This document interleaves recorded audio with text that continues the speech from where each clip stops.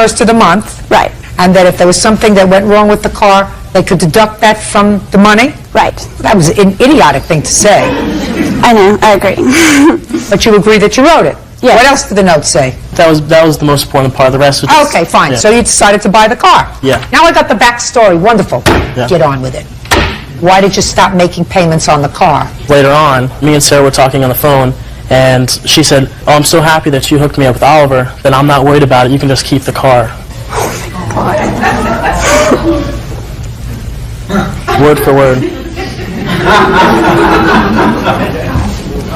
And you said, don't be ridiculous. We had an arrangement. I'm glad that you and my friend Oliver are back together again, and I wouldn't think of taking advantage of our friendship like that. Of course I'm going to continue to make payments. At what point in the conversation did you say that, sir? I didn't say that, because Sarah doesn't need to worry about money. She's a trust fund baby. Maybe that's why you think that you didn't have to pay her. I didn't have to pay her because she said that. Did you say that to him? I absolutely did not. Absolutely not. If she wanted to give you the car, she would have given you the car. I don't believe you. Well, I don't believe you. her, And you too. want to know something? If I don't believe you, then you're a liar. Well, I'm Because it not doesn't lying. make... Oh, yes, you are. No, I'm not. Yes, you are. No. And not only that, but you're You not don't know Sarah honorable. either. Not only that, but you're not honorable. What do you want to show me? I am honorable because after He's on that, I probation for continued to pay breaking into a car and attempting to steal it. And oh, I thought you motioned for me. Sorry. I don't do much around here. Let me do that. Can I make a comment? He took the title out himself, filled it all out, and told me, "This is what you do. You sign here. I know all about selling cars, Betty. It's all right. You can trust me. You're my buddy." And he told me that if I were to sign, I would still be the legal owner of the car. He would just have to do that to insure the car. And that's why I signed it, because I trusted him as of my friend. He's a slick liar, and he signed this bill of sale. Did you sign this bill of sale? Yes. Sarah's a habitual liar herself. She filed a Grateful Dead concert. Is she a for 2 felon? years. Is she a No, convicted felon? But she's an acid That's person. just Is she a convicted felon? No, but she does acid. When you went, listen to me, when you were arrested by the police and you appeared before the court for the first time, did you enter a plea? I'm speaking to you. I refuse to answer that question. Oh, God, listen to me. Don't sell anything to friends. You always wind up the short end of the stick, especially when you're dealing with people who have no moral fiber at all. Judgment for the plaintiff in the amount of $2,900. Thank you. She thought that she wanted to get all the money up front because her mom threatened to take her trust fund away from her. No, that's not true. I don't ever want to speak to her again. She's just a habitual liar. I hope she got what she wanted today. Hammer did it to himself because it wasn't my choice to make Oliver not his friend. But I'm not a liar. I'm not a habitual liar. Even after she said that, I still continued to make payments on the car. The habitual lies, it was just too much to take.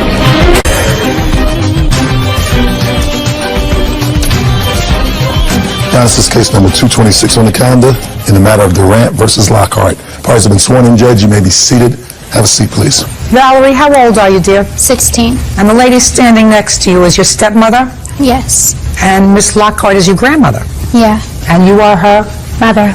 All right, let's see where this story starts. I gather that you were living with your mother at some point. Then you and your mother had some sort of a falling out and you went to live with your grandmother. No, Your Honor. I was living with my dad and my stepmother. In 2003 is when I moved in with my grandmother. Is that because you had a falling out with either your father or your stepmother? It was because I was having trouble in school. And Whatever. You were having difficulty. yeah. So you went to live with your grandma. And while you were living with your grandmother, according to your complaint, your mother was sending some money to put away for a class ring. Yes. And then when you left your grandma's house in May of 2004, your grandma kept the money. Yes. So you're suing her for the money that your mother had sent for you for your class ring. Yes. Some of that money was also from my dad. It was my birthday money. Your grandma says that she did get the money. Your mother told her to keep the money to cover some other expenses that she had. So I have a few questions. How long has Valerie lived with you but for the time she was with her grandmother? 2 years approximately. And how long have you been married to her father? Approximately 2 years. 2 or 3 years. Step up. Your last name is? Mine is Keel. Miss Keel. Did you send your daughter money? Yes, I did. And when you sent her the money, did you send it directly to her? No, I did not. Who did you send it to? I sent it to my mother to be held for a ring. You sent your mother the letter, and in the letter there was cash or a check, There was cash. and the cash was given directly to your mother. Yes, always. Is that right? Yes. So the money never came to you. No, but it was meant for my class ring. They both knew that. Valerie, This is the situation. If your mother sent the money to you, and you in turn said to your grandmother, I want you to hold this for me, then she's just acting like a piggy bank. Do you understand? The 200 that my dad and my stepmom Teresa had given to me, I went up to Iowa and they had given me 200, and that was given straight to me. And then I gave it to her. Fine. So let's not talk about the money that your mother sent to your grandmother. Let's talk about the money that your father and your stepmother gave to you. How much money did Valerie personally hand you and say, Grandma, will you hold this for me for my class ring? She gave me money, and I don't know exactly how much, to hold for me so we could start her a savings account. So you don't remember how much that was? No, I do know one amount. When her dad brought her back to my house, she spent the week of her birthday in Iowa, and so whatever they gave her up there, I'm not sure. The only money that I know that was given her, because I was standing there at the time, is when her dad brought her home. The stepmother stayed in the vehicle. He came in with Valerie, and in Valerie's bedroom, he said, Valerie, here is $100. Do not tell Teresa. And we were going to start a savings account with all the money that she had received for her birthday. And how much was that? I know the 100 there. Her grandmother from Iowa had given her like I think $20, which I get. Valerie thinks that I took the money out of the mailbox, but she was in Iowa the whole week. How much money did your father give you? My father and my stepmom gave me $200, and that $200 was given to me in Iowa. Okay. And how much did you give your grandmother to hold for you? I gave her 200. She knew that it was for class ring. It really doesn't make any difference what it's for. You say class ring, she says savings account. It doesn't make any difference. Did you put that money away for her? No, she took it back. When did she spent it? When did she take it back? It was probably 2 weeks, and it was not all at once. She kept seeing things that she wanted. Then her boyfriend's birthday came up. So she, I gave her money a little bit at a time out of this money that I was holding just in my purse for her to start a savings account. I wanted her to start a savings account. Well, what did she say to you, for instance, when it was her boyfriend's birthday? She wanted to get him a gift. So what did she say to you? She said, Grandma, I need money out of the envelope. So she knew that the envelope in your purse was the money that she had given you. For savings account. Okay. Which we never started. Did you say to your grandma, when you needed a present for your boyfriend, I need money from the envelope? Yes, Your Honor. We had 2 envelopes. One was marked class ring, and one was marked savings account. She had told me that we wasn't going to start a savings account. So I did take money out of the savings account. There was 2 envelopes. I did take the money out of the savings account one. We're not talking about class ring, my dear. Listen to me very carefully. I want you to clearly understand. The money that your mother sent directly to your grandmother is not yours. Got it? Yeah. The money that your father and stepmother gave you as a gift for your birthday was yours. Your grandmother says that you wanted things, money for presents for your boyfriend for his birthday, money for things that you saw that you wanted, and over the course of time, you went into, not you personally, but you said, Grandma, I want the money from that envelope. And you acknowledge that that's true. Now, how much did you take out for things that you wanted? You don't understand. There was 2 envelopes. One was for the class ring, one was for the savings account. There was $400 in the class ring one. 200 of that my dad had given me, and my stepmom Teresa. There was another envelope because I just had my birthday, and I had got money from other family members and other friends. How much? I'm not exactly sure how much was in that one. I couldn't even give a guess for that money. But yes, I did take that money back. I assume you had difficulty with your father? Yes. You still having difficulty with your father? No. Do you live with your father? Yes. Is that right? Yes. Where is he? He works constantly. He works from the time day breaks come till the time nighttime comes. That's why I have guardianship of Valley, and I'm raising her. Nobody has time for her. You mean you individually without her father, and you share a home with her father? He works all the time. I don't care if he works all the time. That's what fathers sometimes do. They work all the time. So I don't understand why you would have guardianship of her. Because I'm the one that takes care of her, takes her back and forth to school, takes her to counseling. She sees a psychologist. She's the only one out of my parents that would take care of me. something that is very peculiar to me. Judge Judy continues in a moment. 16-year-old Valerie Durant says her grandmother, Jan Lockhart, won't return money she gave her to hold. Now, what did you... Go ahead. Can I just please say something? I had Valerie for a year and a half. I went up there Christmas to get her. She had been kicked out of the home by her father and her stepmother. I assume. She walked up a highway carrying bags when she was 14 years old. I assume. I have a statement from the counselor that I took her to that plainly states the very things that Valerie said herself about her relationship with her father and them kicking her out. I had that. I assume that she And I went came to up live there with you with for that reason. the best of intentions. She wasn't going to school. She was allowed to smoke on the conditions she smoked in the den by the fireplace. She was given wine coolers. Now, this is what I'm told by Valerie. Okay. Why did she leave your house? She left my home because it started with her boyfriend. I went to her room, and the reason I have this class ring receipt is because it was in her room, in her hope chest, which I have a letter from Valerie stating that, also stating that she doesn't know how much money there was. I mean, it's just, this is where I paid the $50 down on the class ring. I did have $125 from her mother for the class ring, but the money that Valerie got for her birthday was in Iowa, except the $100 she received from her dad in her bedroom when I was standing right there. And it's your statement that she And spent it. it's gone. Okay. Why did you leave your grandmother's house? Because me and my boyfriend, we had some trouble, and What do you mean you and your boyfriend, you had some trouble? we had sex. And? And then she found out about it. And? And after that, she wouldn't let me call my dad to ask for him to come and get me. How old's the boyfriend? He's 16. She told many people that she was keeping the class ring money to pay for an attorney because she pushed him in church. She pushed him in church? Yes. They never went to court over that, though. But she told me that she was going to keep the money for that. And also, one of the reasons why I left her house was because we was having way too many problems. She wouldn't let me call my dad. So I told her that I was going to the neighbor's house. And then when I went to the neighbor's house, she had called the police on me. And the police came, and she told the police that I had ran away and that I kicked in their door. I was really upset that she would do something like that. She's a bad person. Is that what you're telling me? I'm just saying, I'm asking you a question. I can't believe that a grandma would do that, you know. You think she was trying to be vicious and mean to you? Yes, I do, because I did not run away. I told her where I was going. Just a second. I'm just asking you. You think that she's trying to be vicious and mean to you? Yes.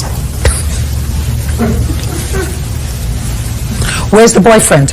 He's in Arkansas. I don't go out with him anymore. Why not? Because I moved to Iowa. Does he call you all the time? Not anymore. We used to. He used to call every night at 9. When did he stop? After we broke up. Why did you break up? Because I was going to school and going to work, and I didn't have time to talk to him. Oh, I don't believe that, my dear. That's a fib. Going to school and going to work doesn't mean that you can't talk to him at 9 o'clock or 10 o'clock, so that, I don't buy that. She's not allowed to talk on the phone after certain hours. Miss Durant, you are nothing but trouble. No, that may be. You are nothing but trouble. What I'm telling you is if you find yourself in the unenviable position of having a 16-year-old that you're in charge of because according to you, father works all the time and the mother is not capable, I'm going to tell you that you should not, under any circumstances, encourage her or importune her or support her in cutting off ties with a biological family. That is a very stupid thing. I do not do that. Very stupid thing. Well, your being here today suggests to me that you do, because but for your intervention, she could have not proceeded with this case today since you are her guardian for some bizarre reason. So if it were me, I would have said to her, listen, you're not talking about a lot. I don't know how much money your husband sent to Grandma for taking care of her for the year and a half she was there. How many thousands of dollars a month did he send? $150. A month? A month. A month. You can't feed a large goldfish for $150 a month. So her grandmother supported her, took care of her for a year and a half. far more than a couple $100 for a class ring. For a class ring, which I don't see why she needs, because she left her grandmother before school was out. Your case is dismissed. Be smart. That's all. Parties are excused. You may step out. It wasn't for $350. It wasn't about the money. She has got to learn lessons in her life. I was just wanting her to feel what she did to me, you know, That you suffer the consequences for your actions. of her lying and stealing from her own granddaughter. With the parental guidance that she has at this time, I hope that her conscience gets to her. I don't know what's going to happen. I think it's very sad. I just think it's pretty pathetic that me being an outsider, I have to take care of her. But regardless, I love her. She'll always be my daughter. Can't get her own mother to take care of her. And I always want what's best for her. It really bothers me. It hurts my heart. Oh, I'm happy the way that I'm living now. She knows my phone number. So, things are just normal for me. And now, Mary Bankston is suing her ex-boyfriend, mechanic Weldon Hultgren, for charges he made on her credit card. Mary says she took Weldon in after he was released from prison. Now, this is case number 474 on the calendar in the matter of Bankston versus Hultgren. Parties have been sworn in. You may be seated. Folks, have a seat. Miss Bankston, who are these people?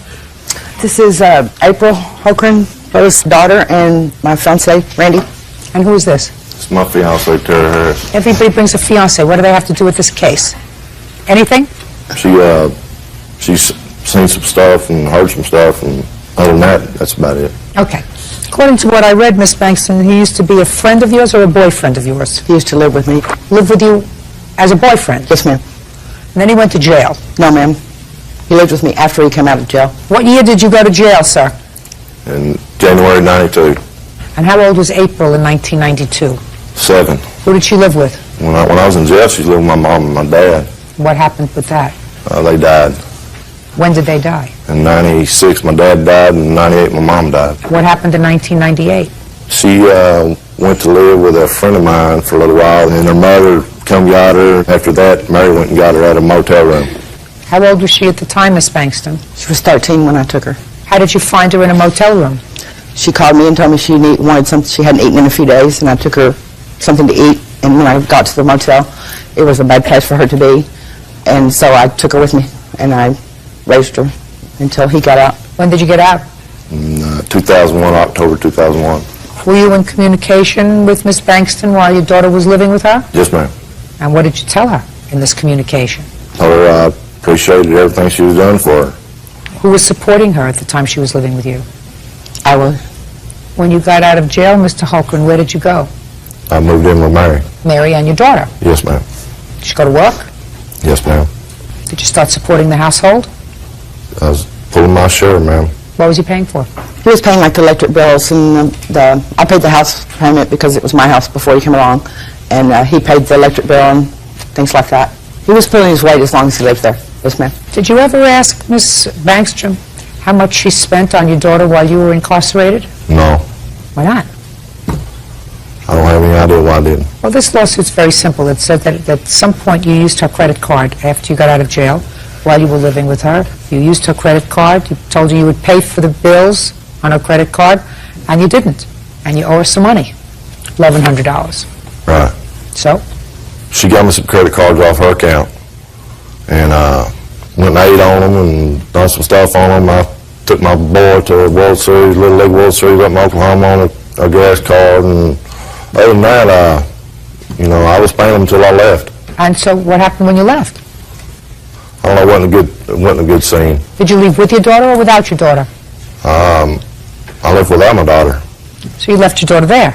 No, she wasn't living there at the time, I don't think. Where was she living? In another place. Where was she living? She was living with another friend of ours. Why? Her and her father did not get along, so she moved out of the house. Okay. Can I see the charges that he made? Yes, ma'am. Thank you. Would you like all the evidence? Or just Sure.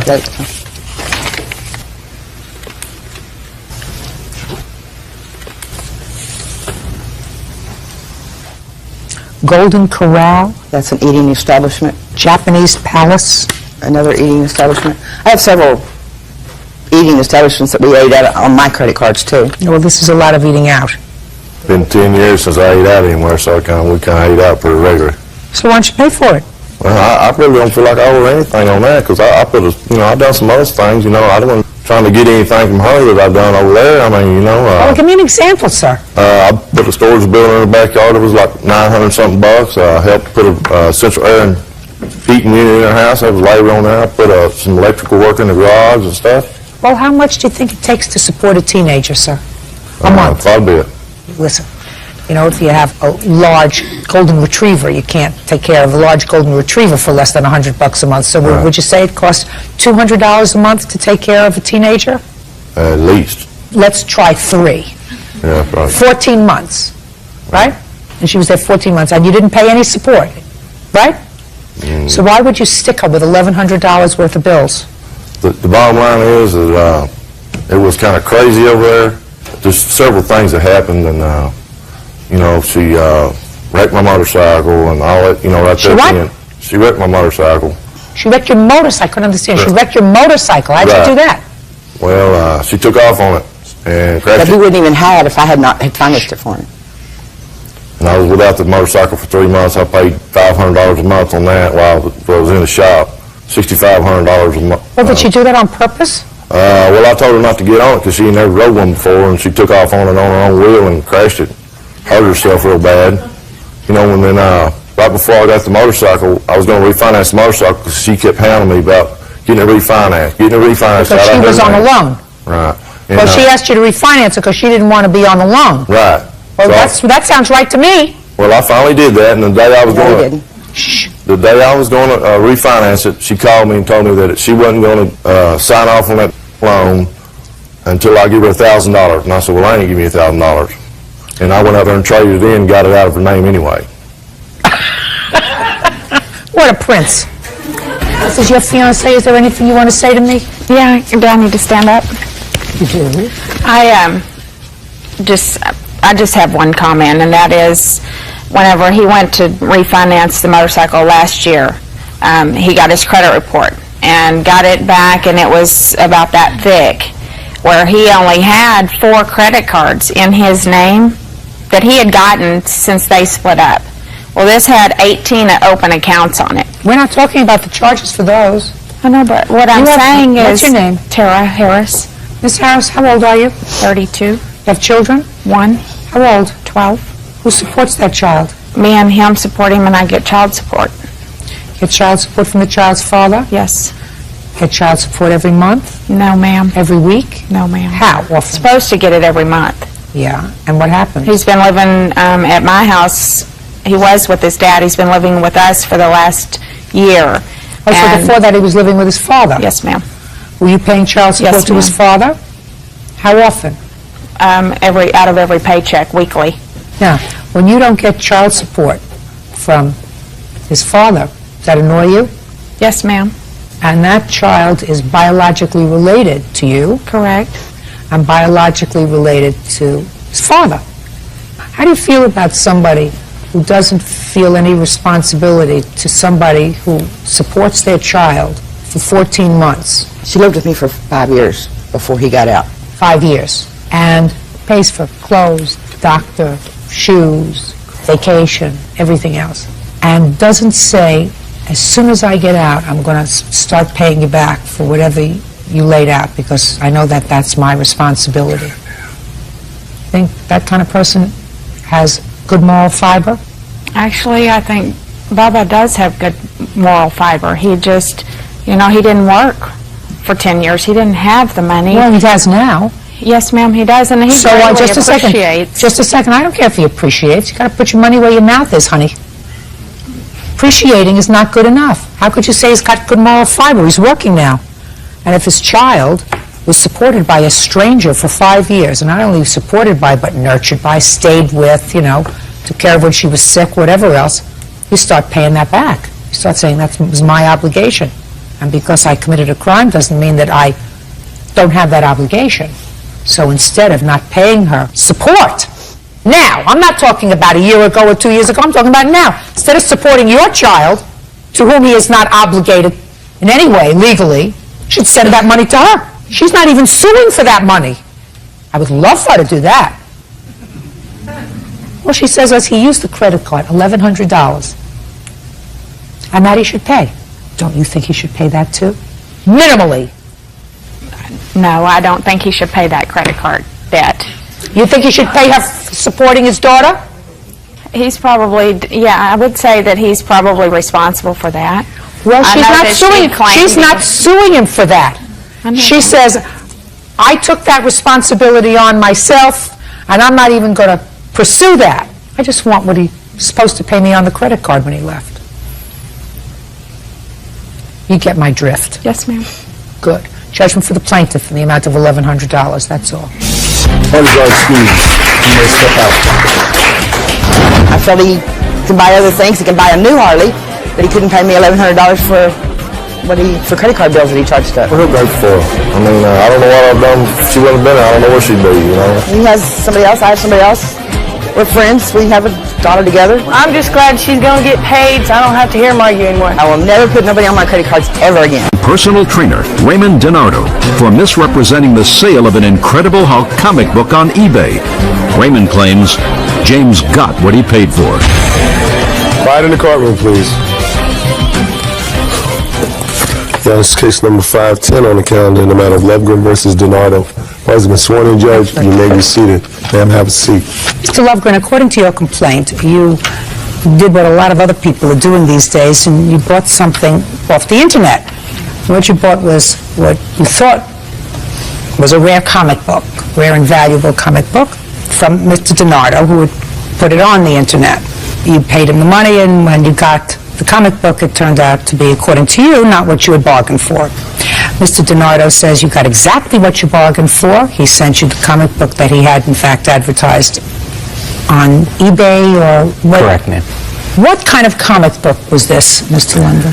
Your Honor, this is an Incredible Hulk comic book, number 181. To collectors, it's a rare comic. It introduces a major character from Marvel Comics, the Wolverine, which means nothing except to a comic collector. It makes it very desirable. You're interested in this? All right, let me see the advertisement, please. They put it up on the internet. Somebody puts it on, so I have this for sale. This is the actual eBay advertisement. That's what I want to see. Nice taste. Okay. This says, Mr. DiNardo, and I just want to know if you put this up on the internet. 9.9, the rare, mint, sought-after original. Bidding has ended for this item. Starting bid, $1,200, and then the description. I am looking for a good new home for my issue of the Incredible Hulk, number 181. This book has given me years of enjoyment. I can only hope the new owner gives this treasure the respect and caring it deserves. Oh, yeah. Obviously, I'm a novice. I'm not a professional. Okay, no, listen to me. Okay. All I want to know, sir, is this what you put on the machine? On the computer? That is one of the items I put on the machine. Okay. Not the one that we consummated for price on. Well, just a second. We're not there yet, so. Okay, I'm just clarifying. No, you're not clarifying at all. You're going to listen to me. You're going to answer my questions, because in the unlikely event that you think that because I don't know a computer from a hole in the wall, Never said that. you're going to be able to fool, and I don't know a computer from the hole in the wall, but I do know legitimate versus scam. That's what I do know. There was no scam. Listen to me, sir. He sent you $1,200? How much did he send you? $1,500. Okay, so there was a bidding on this. No, he had called me behind eBay's back, which is against the law. Okay, so he called, just a second, so he contacted you. Correctly. After took that off. What was the date he contacted you? I think it was November 15th. Is that when you contacted him? It would have been the 13th. I probably sent him an email. Okay, what did you say in the email? The email basically would say, I see your comic did not sell, and yes, the book was still available. He sent me an email on November 12th. Can I see it, please? The book is still available, and it's got his phone number on it. So you called him? Yes, I called him, and it was probably the 15th that we got together on the phone. Okay, called him, he called you, whatever. You got together on the 15th, and did you make a deal for this comic book? Yes, and I asked him, one, because I can see the picture of that book is a CD comic. A comic like that comes encased in a clear plastic case. It's sealed in here. It is not counterfeitable. It has a barcode. It's registered with the company that grades it. That's one that you got. the That's not picture. this one. Right, that's just a sample comic, just to show you what it is. I asked him when I talked to him, now this is a CGC graded book at 9.9. He said it was. I said, and you have the receipt for that? And he said he did. That convinced me we were dealing with the real thing. Okay. We agreed on a price of $1,500 then, and I wanted to try and pick it up the next day. I called him back. Because you realized, sir, if you made this deal for $1,500, that was an incredible bargain. Yes. Because the value of it was how much? I figured it could be worth $20,000. Okay. So you thought that you had some dumb guy who didn't know what he had. Yes. Right? Yeah, absolutely. Absolutely. Okay. It happens. I know it happens. There are a lot of dumb people out there. Right? And I'm one of them because Right. I sent him the money.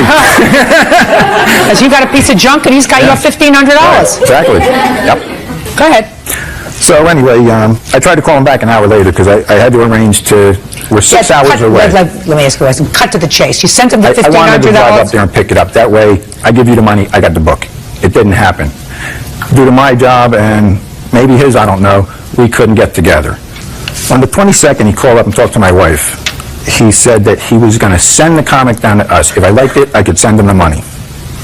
I said, well, that's an incredibly generous offer. On the 25th, we got a call back that said his wife wouldn't let him send the book.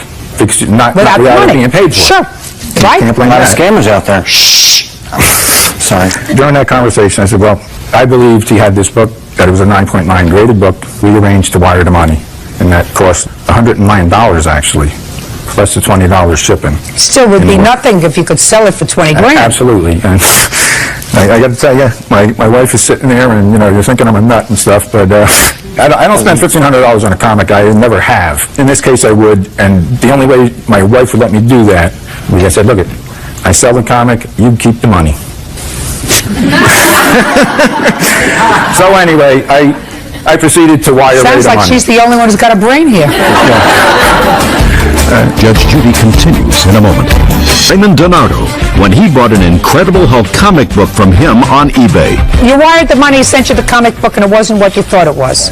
What it is just a strictly graded, and I could consider myself a professional grader. This book grades very good to fine condition. On a scale of 1 to 10, the 9.9 is on a scale of 10.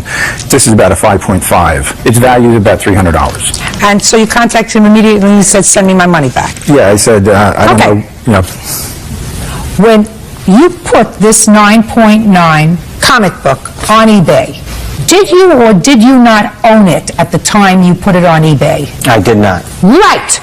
How can you offer to sell something that you didn't own? because I was supposed to own it by the end of the bidding time, but that deal fell through. So that's where the problem is. That's a big problem. Correct. You can't put something on eBay that you don't own. Why can't I? Why? Because that's Dealerships like put that. cars on eBay that are on consignment. They technically do not own the vehicle. Having something on consignment, sir, is having a legitimate right to sell it. Okay. You don't have a legitimate right to offer something for sale that you don't own. Okay. And they just so happened to say, I will sell you this 9.9, and it happened to be the same comic book that you had that was that one, right? Same comic book, different condition, right? Correct. Karnak.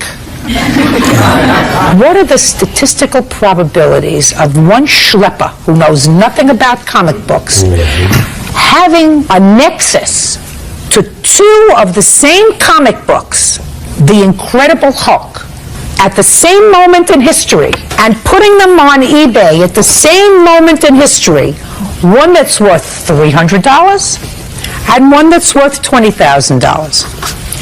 One in 10 million? More than that. More than that.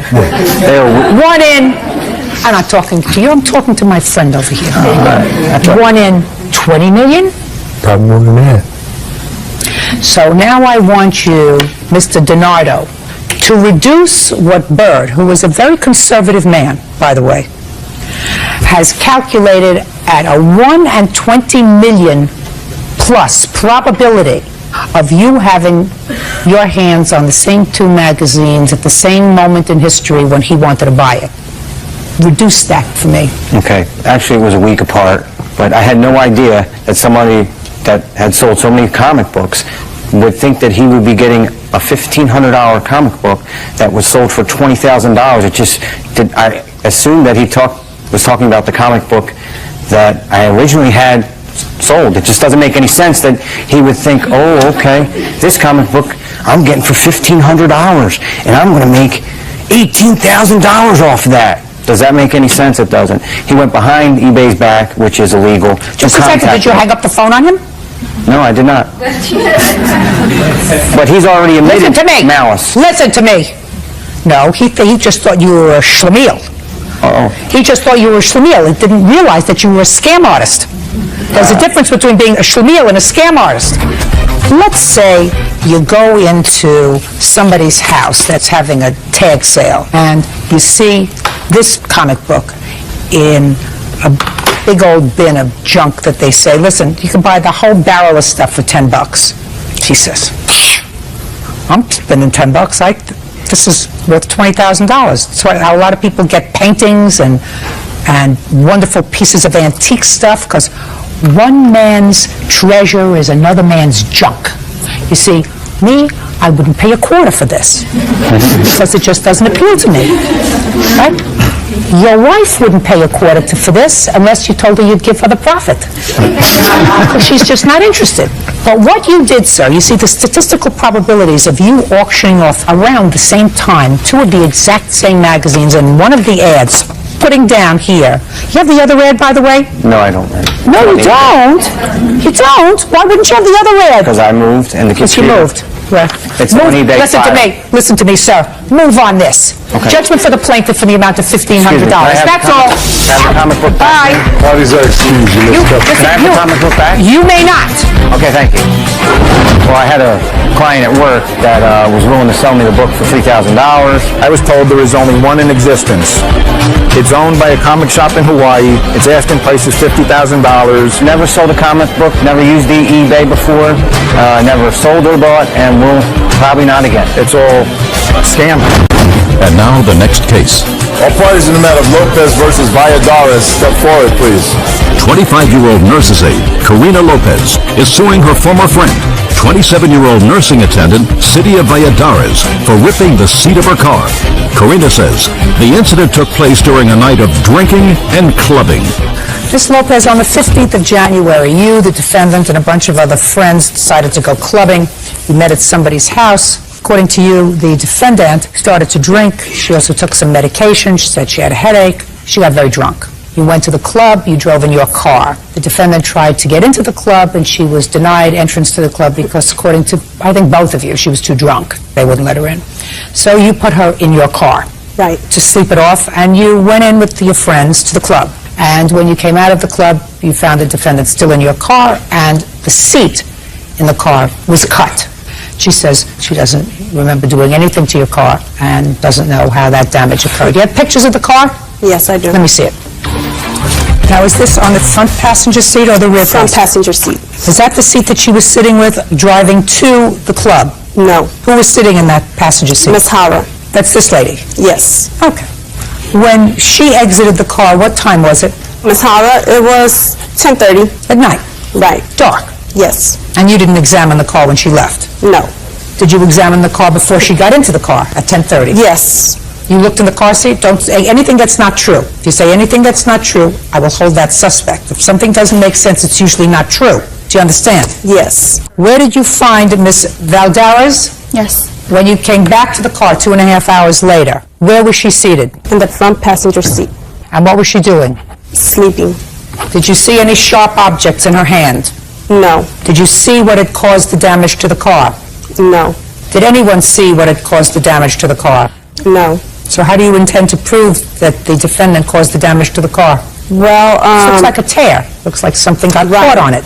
That's what it looks like. It looks like something got caught on it. Mm-hmm. So how are you going to prove that she did it? Well, before leaving for the club, Ms. Valladares and I met at Ms. Hara's residence, where Ms. Valladares had some alcohol drinks. She's drunk.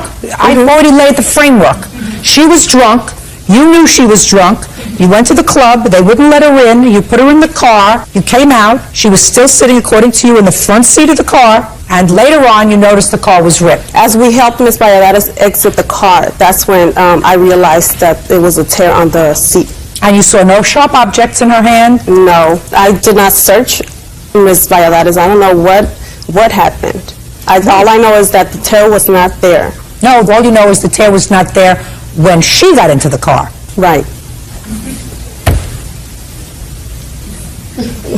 Ms. Valladares was also experiencing a lot of pain.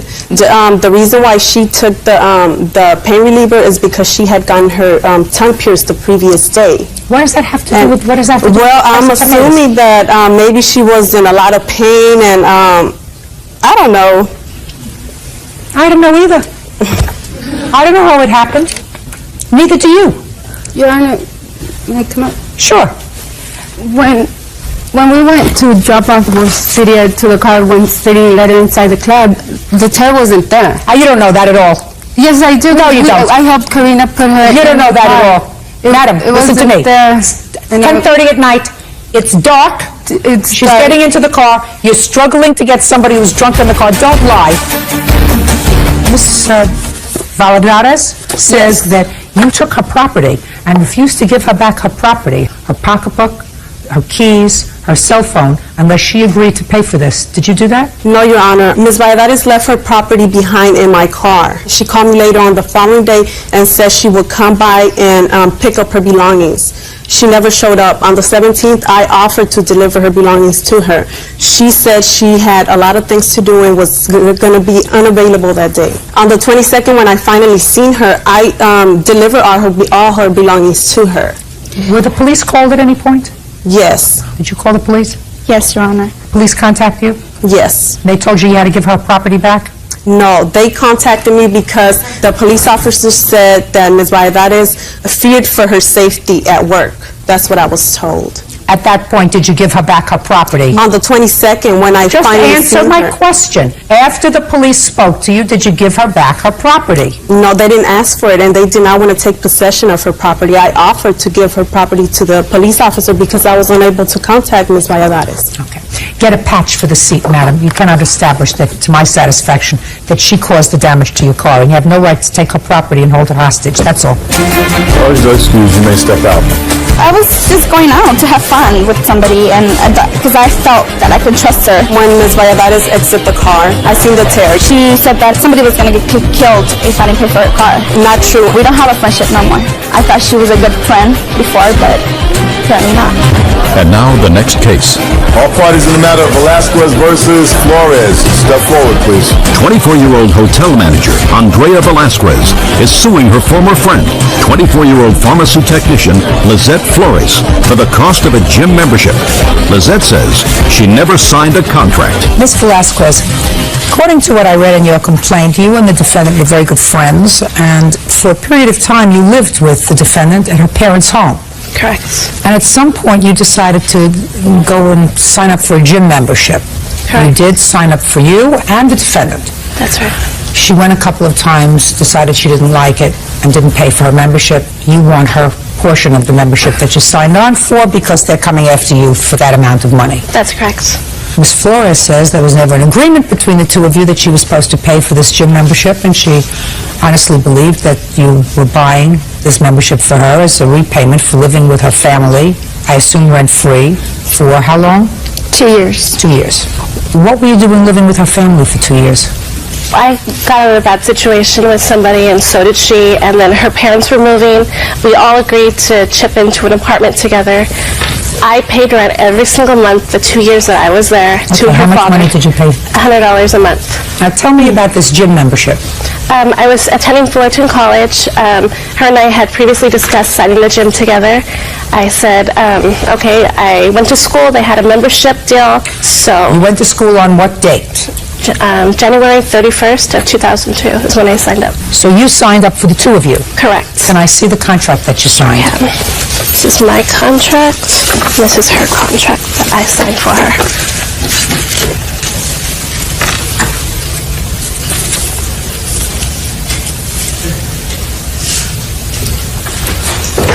So you signed both of these contracts? Yes, ma'am. When did you tell the defendant about the contract? When I came home that night. What did you tell her? I presented her the contract. I let her know that I did sign up for her. She had 3 days to cancel. I let her know if she did not want the contract, please let me know within these 3 days so I can go ahead and cancel it. It'll come off my credit. She said, yeah, that's fine. We went over the contract together. 2 days later, we went to the gym. We actually took our photo IDs together, and she was supposed to put everything under her name.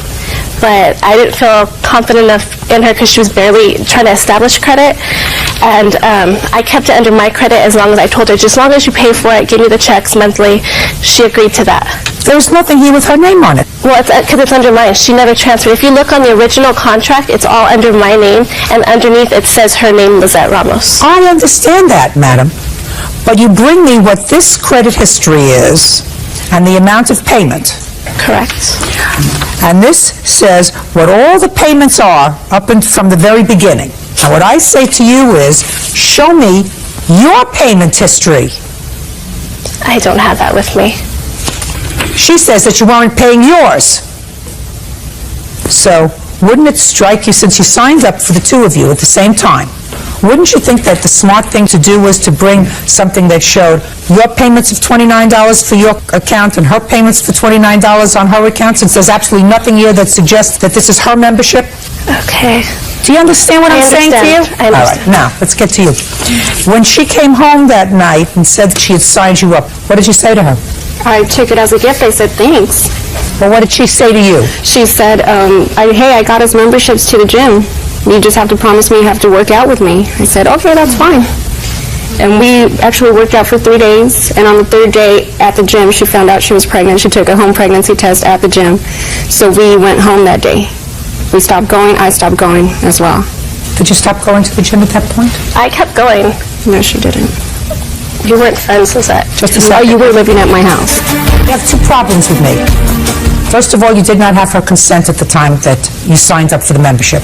And second, you don't have anything to show me that this collection letter is on the second membership rather than on the first. And I assume you could have gotten the same printout on yours, right? Correct. Well, then you have a problem. You have a problem of proof with me.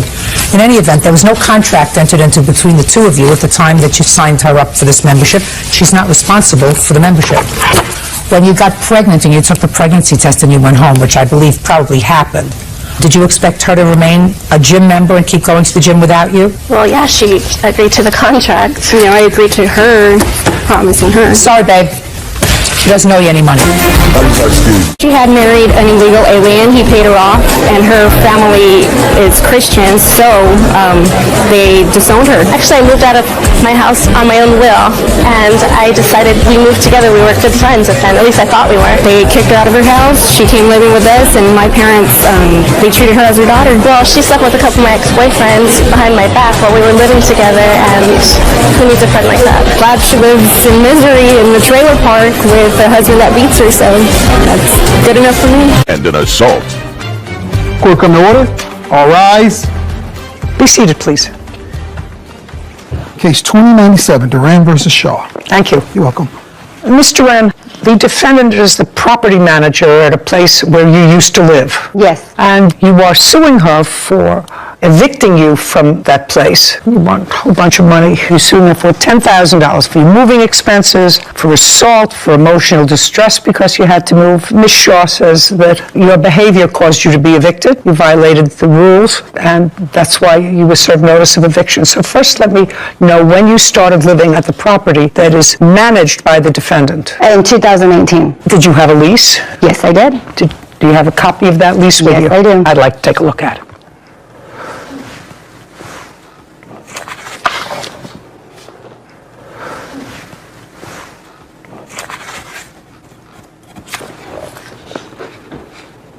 Okay, so this initial lease was August of 2019, and it terminated on July 31st, 2020. It provided for 3 people to live in the apartment. Okay, and was the lease renewed?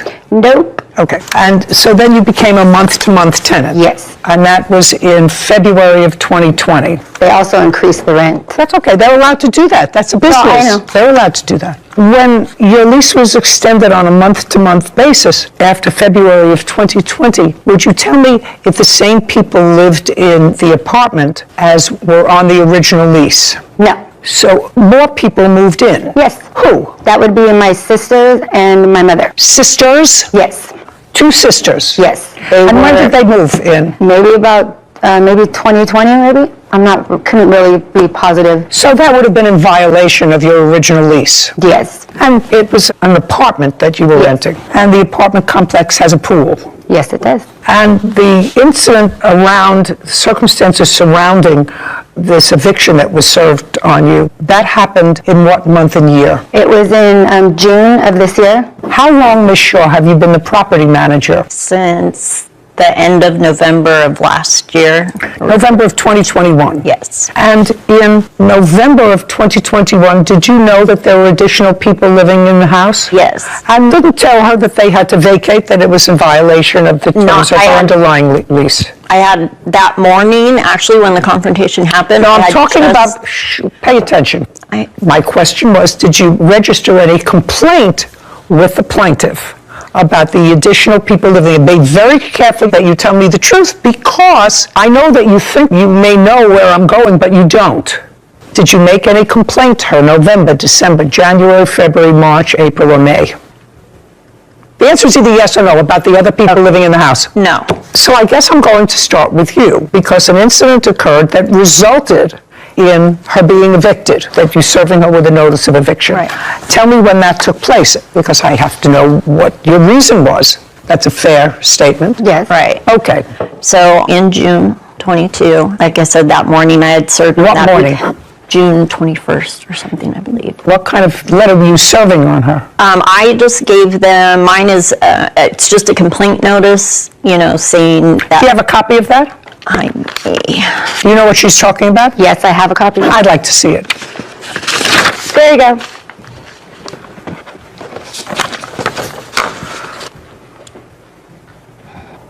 Okay, well, this is a letter that says you and your company were eating and drinking in the pool area even after I told them to stop, that it wasn't allowed. They did not stop, and there is absolutely no eating or drinking in the pool area.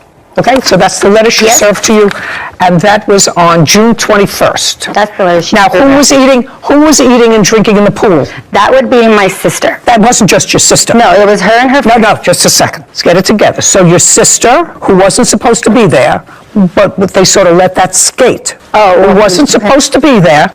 Okay. Okay, so your sister and who else? That would be my sister, her boyfriend, and three of her friends, I think. Had they ever been to the pool before? My sister has, but not her friends. So the person who wasn't supposed to be living with you, that's your sister, yes, invited her boyfriend and three other friends to the pool. She called and asked if it was okay first. She asked you? Yes. And you said fine?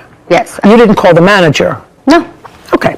And you are aware that there's no eating and drinking in the pool? That's not what it says on my lease. Is that what it says at the pool? Nope. Does it say anywhere in the house rules? Nope. Nope, it's not an answer. Oh, I'm sorry. The answer is no. No, ma'am, it is not. No. Now, when you've been living there for a long time, do you use the pool? Yes, I do. Ever had any trouble in the time from November of last year? Ever had any complaint?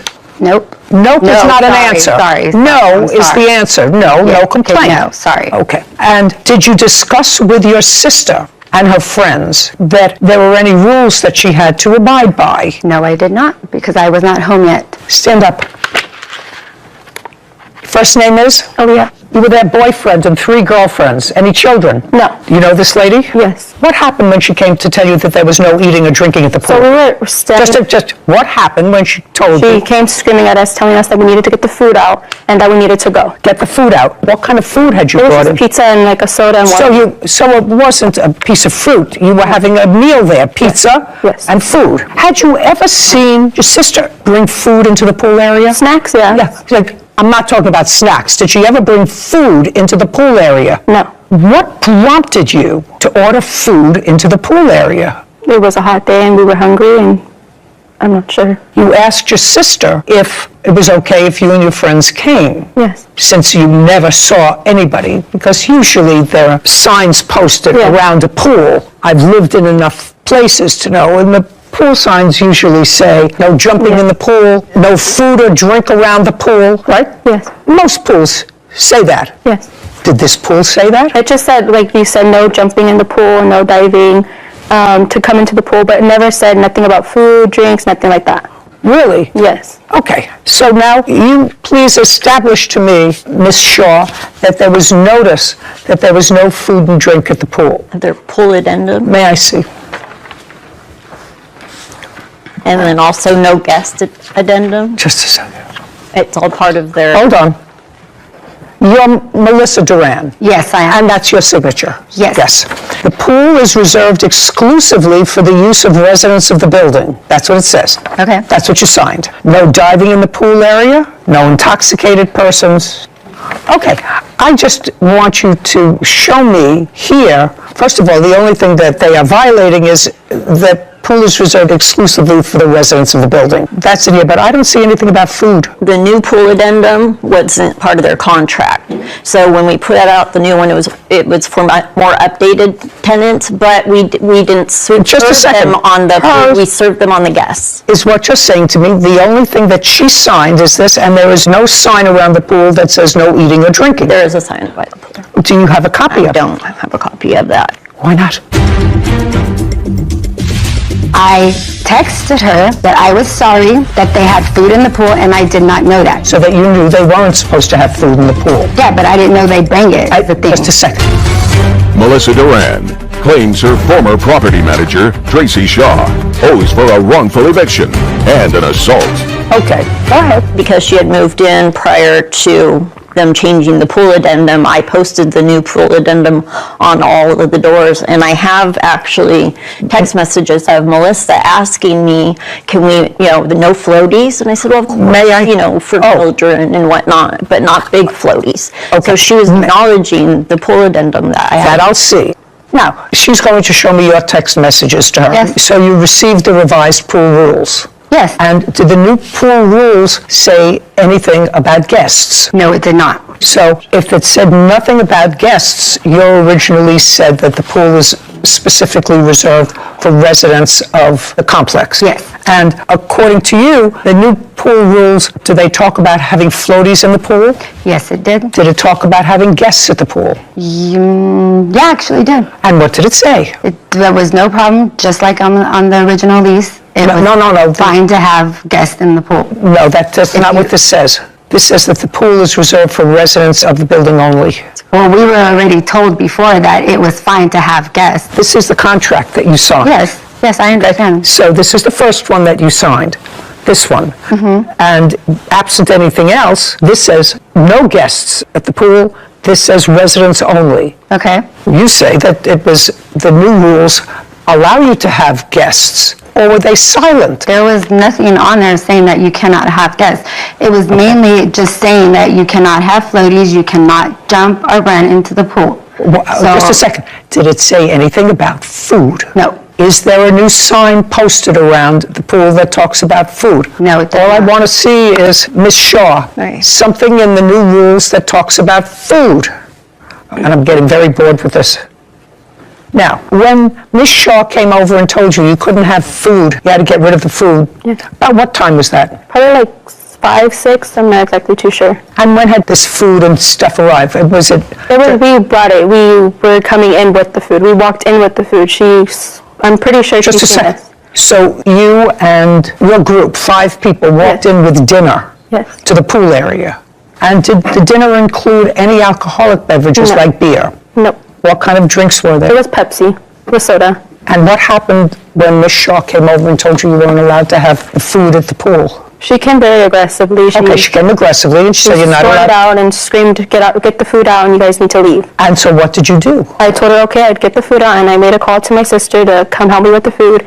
And as we were packaging... Where was your sister? She was upstairs. So when you came out with the food, you came out of the apartment? No, we had just gotten there. We had We were coming from another pool area. What other pool area? My boyfriend's friend. We were going to swim at his pool, but it wasn't available because there was too many people there. Were you at your boyfriend's house during the day? No, I was at school, and they were all at work, so we all just like met up after everything. Okay, so you were asked by Miss Shaw to get the food out, and then you called your sister. Yes, and I told her. And then what happened? And I told her if she could come get the food while we swam, or well, not, that we were Why going to didn't leave. you just get out? Well, because I was trying to help, because we were splitting the check with the money, so we're like splitting the pizza, who's getting what, and all of that. And before we even could leave, she stormed out again, screaming, saying, you guys are getting a notice, you guys are getting a notice, and running up the stairs to her, because she was coming out, and she was like, you know, like, hey, like, what's going on? And then she was like, you guys are getting a notice, I'm tired of everybody, like, not listening, and coming to me with your problems. And then my sister was like, whoa, like, you know, like, hey, like, relax, I'm coming to get the food. And then she threw the paper, and my sister backed up, like, you know. Okay, so the letter, she gave your sister the letter. It was a notice. She gave you the paper that said, this is a complaint, there are people in the pool who are eating, drinking, they don't belong here, they're not, whatever. She said, here's your notice. Yes. Okay, and that was on the 21st of June. Then what happened? Well, after she threw the paper at me, she turned back around, still yelling, and she stomped down the stairs, and I'm trying to tell her, you didn't give me time to come and get the food. And she ran back in her apartment and slammed her door. And she went back to her apartment, and you went where? Back into my house. Okay, you went back into your house, and Yeah. what did you do when you went When back I got back there, I texted her, telling her that I was sorry that they had food in the pool, and I did not know that, because I did not know at the time. Just a second. So, Mr. Rand, let's cut to the chase, so that you knew they weren't supposed to have food in the pool, only snacks. Yeah, but I didn't know they bring it. Just a second. That's not what I asked you. Okay, I'm sorry. You knew that there was no food in the pool, only water and snacks. Okay, yes. So you knew that. Okay, yes. Okay. Now, if you know that, and you have given, I'm just telling you what the law is. If you know that there is a rule, and you don't convey that, that's your problem.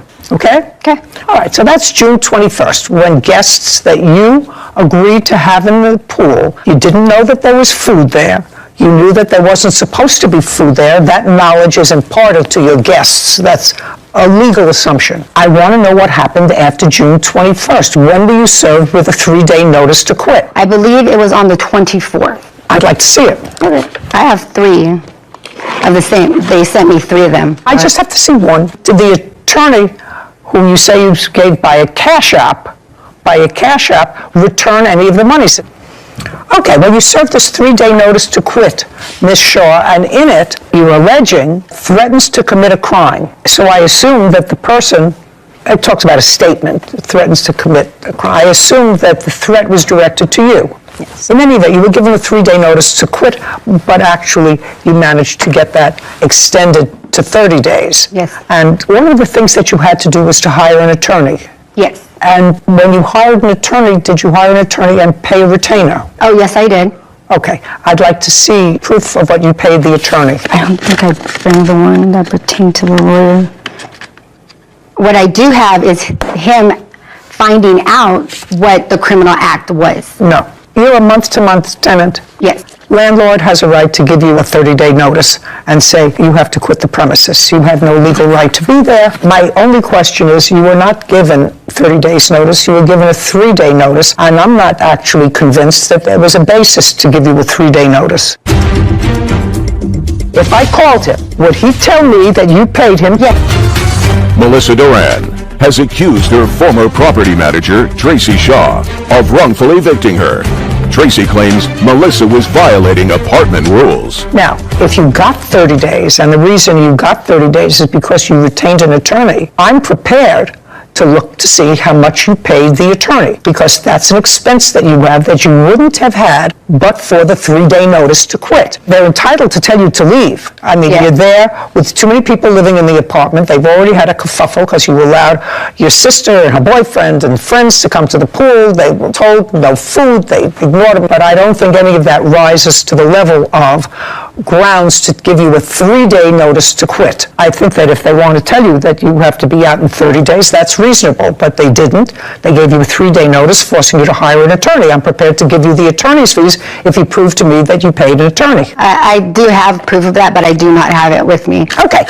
And how much did you pay him? That's an easy thing for me to verify. I believe it was $1,200. I want you to think about it carefully. No, it was $1,200 because he had lowered it. He lowered it from $1,400 to $1,200. And you paid him by check or cash? I paid him in Cash App. Is the only way I could. Did he go to court with you? We haven't. This is the first court we have been to. So how did he get you 30 days? Because I got the 3-day notice and it kept saying I committed a criminal act. Okay, So that was the reason why I obtained the lawyer, so he can find out what the criminal act was. And just by phone calls, he got them to extend it to 30 days. So Yes. you were never in, and you left after the 30 days. I left before the 30. I left on August 1st. Okay. And where did you go? I had to move all the way to Atwater, California. Is that where you live now? Yes, it is. And who lives with you? My husband and my young son. That's it, just the 3 of us. We moved into a smaller, more expensive place. Okay, and you left your sisters? And my mother. And your mother? They are somewhere completely different. Okay, what do you... This is in their lease about disturbances and threats. Listen, I've already made a determination that the 3-day notice should have been a 30-day notice to leave.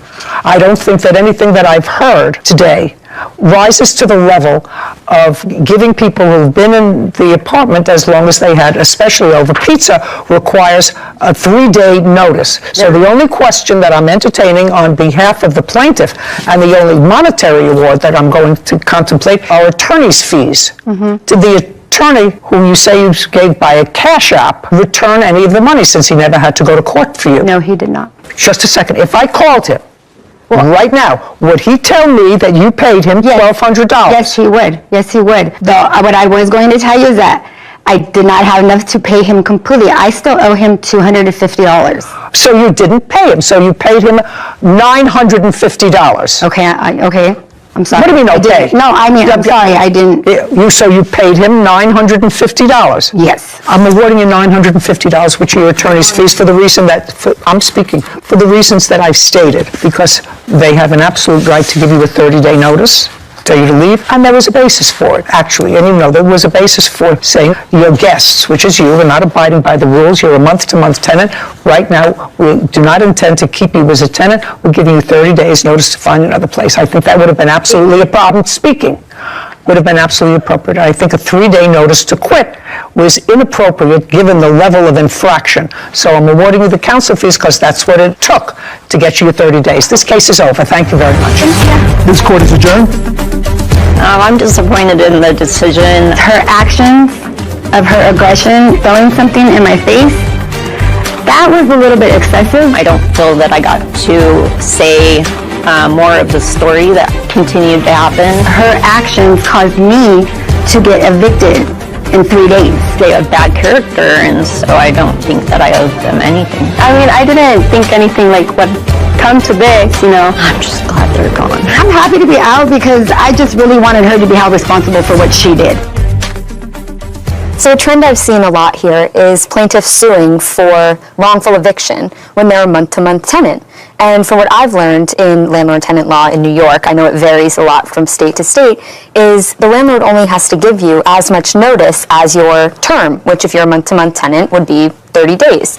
So people have to really understand the legalese of their contract and of their lease, because if you feel like you're being wrongfully evicted as a month-to-month tenant, that's a different standard than if you have a standard year-long written lease. Well, that's sort of the reason. I didn't think that the one instance that was raised was sufficient to give them a 3-day emergency notice to quit. Might have been enough, that coupled by the fact that there were too many people living in the apartment, to give them a 30-day notice. That is, you're right, it's your property. But I didn't think it rose to the level of a 3-day notice to quit for threats. I didn't either, so I agreed with your $950 judgment for the attorney's fees. I would have been happier if she had some sort of a receipt or something from her Cash App.